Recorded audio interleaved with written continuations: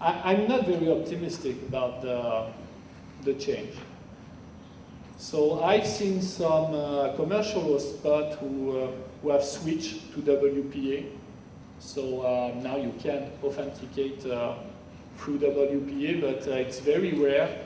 And you still have the classical web portal authentication, so you're still able to hijack authorization and surf for free. What protection does using a VPN offer you? Basically, well, it depends on the way it's implemented and configured.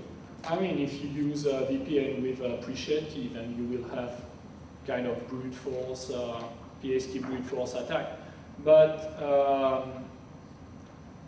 I would say that a well-configured VPN is more secure than things like WPA or WPA2.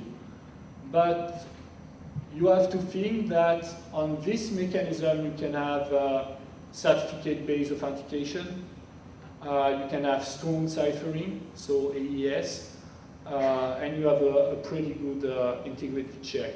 So it's a choice you have to make, but personally, I rather use something like WPA2 than use a VPN over an open network, because it will be more easy to try to trick my VPN stuff than the WPA2, playing with ARP request and DNS stuff. As an example, I was conducting a pen test on a company, and I figured out that their stations were configured with VPN access, but still using the network DNS server. So what's the point of VPN? So that's a choice, but you can do both of them if you want. Yeah, both would be better. Yeah. It's okay. There was a question in the back. He answered the same question I was going to. Okay.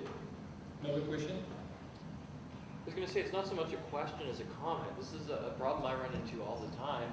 I constantly have requests from people to open up completely open wireless networks so that when so-and-so from the office in California comes to visit the office in Canada where I'm in, he can just turn on his Wi-Fi enabled laptop and surf without any need to put even a WEP key in there. And it seems to be almost more social engineering than anything else. We're trying to convince people this isn't a good idea to do. The attitude we're getting from random user is, this is fine, we do it everywhere else, it's so convenient, I want to just walk in and be able to surf. I find we're fighting that more than anything else. It's just people have gotten used to the fact that there's open Wi-Fi spots everywhere and they want to walk into it. I'm more concerned with educating people than having the most current encryption. Yeah, but it's also a question of conveniency.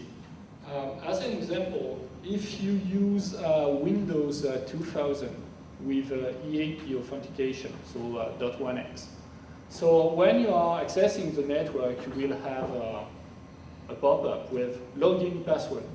So it's simple. You access the network, you have the pop-up, you fill in the field, and you're done. With XP is fun about this. You have a small icon in the tray bar, which is represent your Wi-Fi interface. And when you will have to authenticate, you will have just a bubble say, click there to authenticate. So you have to click on the icon, and then the pop-up will show. This is very inconvenient. And the thing is, if you want to hide the icon in the tray bar, you can do it. It's the default setting. Then you cannot click on it, meaning you cannot authenticate to the network.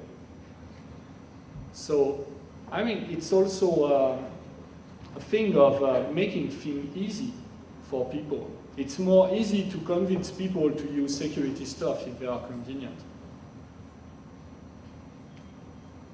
At least my point of view. Last question?